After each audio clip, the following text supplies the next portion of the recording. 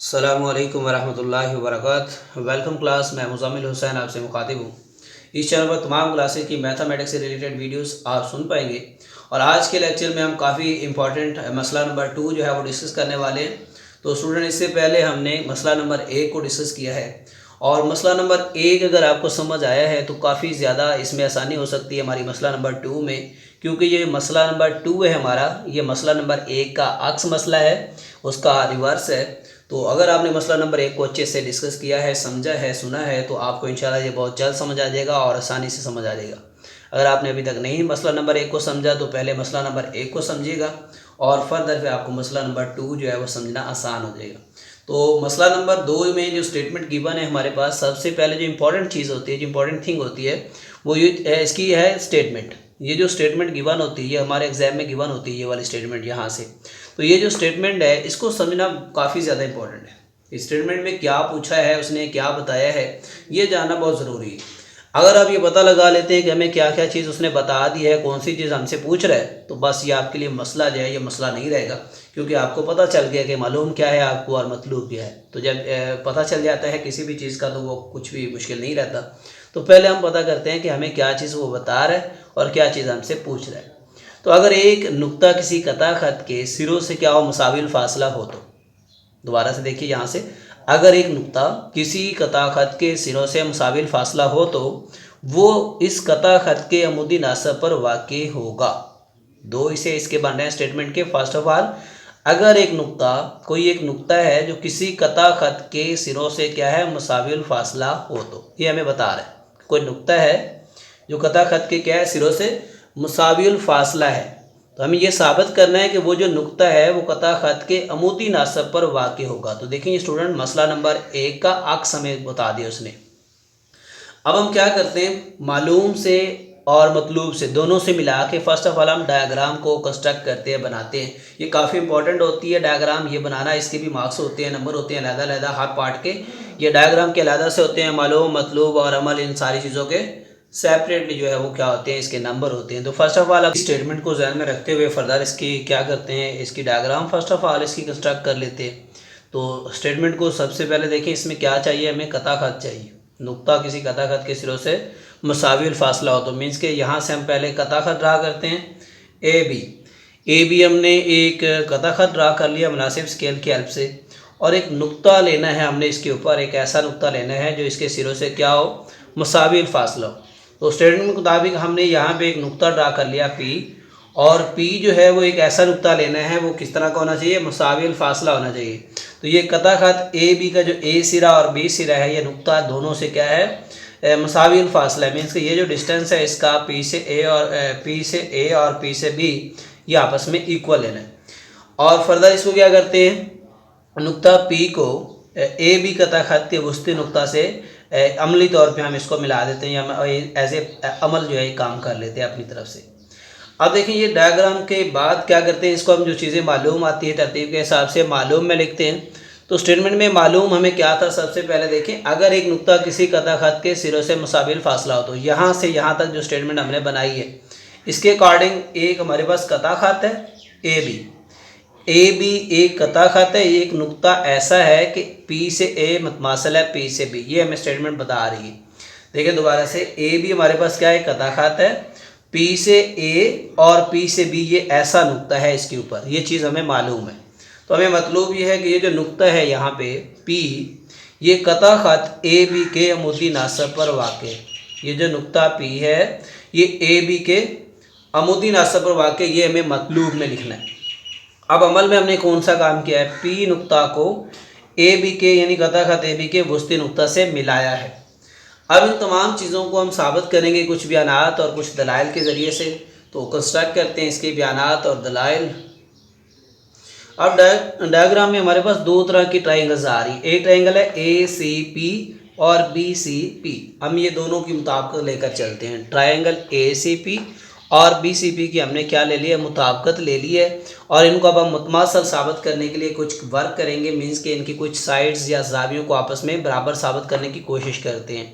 जैसे कि हमें मालूम है कोई भी ट्राइंगल्स को इक्वल साबित करना हो, मुतमासल साबित करना हो, तो उनके 6 कंपोनेंट में से कोई से जो 3 कंपोनेंट है वो क्या करने होते हैं, इक्वल साबित करने होते हैं।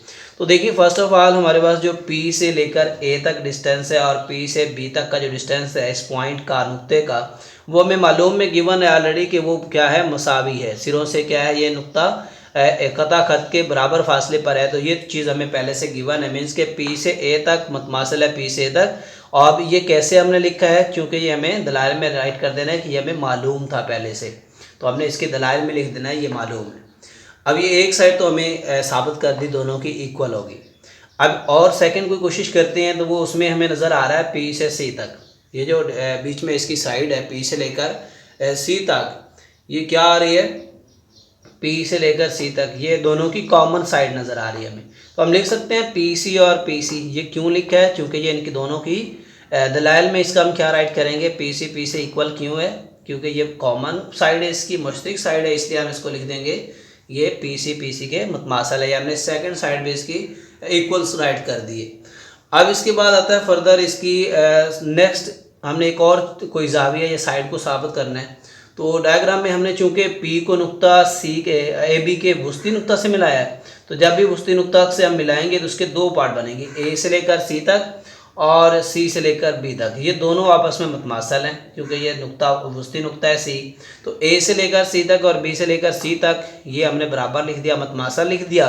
और इसकी वजह क्या लिखी हमने दलाइल में, कि हमने अमल के ज़रिए इसको मुतमासिल बनाया है, इक्वल बनाया है।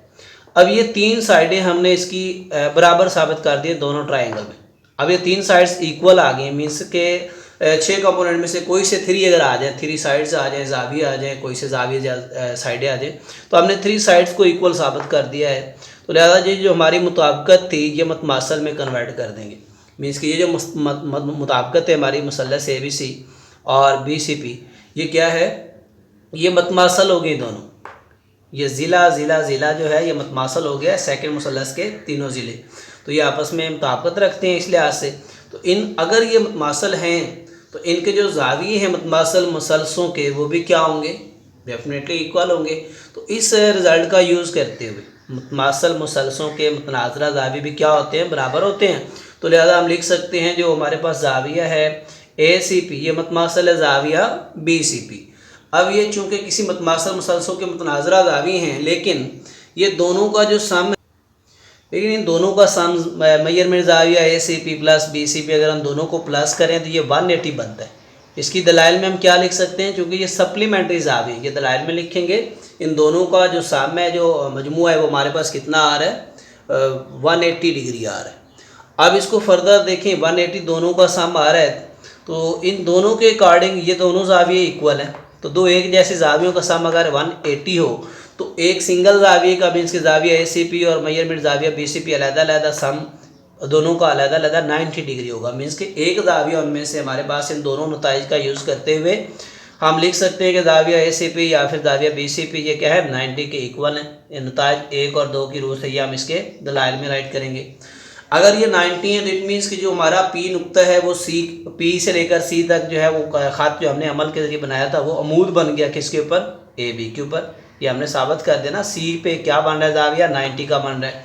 अगर C पे 90 आ रहा है तो इट मीन्स कि P से C तक जो ख़त है हमारा PC का ख़त वो AB के ऊपर क्या आ जाएगा, अमूद आ जाएगा, चूँकि हमने इसको 90 कह दिया। अब ये जाविया ACP अगर 90 है तो मीन्स के PC क्या लिखेंगे, ये अमूद है, परपेंडिकुलर की अलामत है AB के ऊपर, इसको हम नंबर 3 कह देते हैं। अगर इसके ऊपर परपेंडिकुलर है और इससे पहले हमने साबित कर रखा है कि C से A और C से B जो है ये हमने अमल के ज़रिए लिखा था कि ये मुतमासिल हैं, उसके वस्ती नुक्ता C जो है वो उसका वस्ती नुक्ता है कता ख़त AB का। तो C से लेकर A तक और C से लेकर B तक जो इसका डिस्टेंस था वो क्या हम राइट कर सकते हैं, इक्वल। और इसके दलाइल में क्या लिख सकते हैं हम, अमल में हमने ये सारा काम किया, उसका वस्ती नुक्ता C लिया था। अब देखें एक अमूद के लिए दो चीज़ें होती हैं।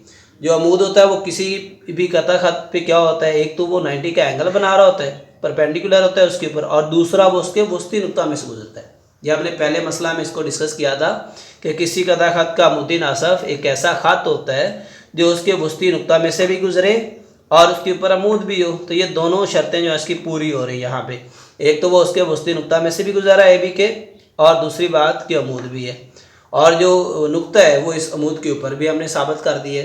तो यानी जो PC है ये अमूदी नासफ है AB का। इसका मतलब ये हुआ जो पी है वो ए बी के अमुदी नासब पर वाक़ है। तो इस तरह ये हमारा जो प्रूफ था ये कंप्लीट हो गया है। Thank you for watching. अल्लाह हाफिज़।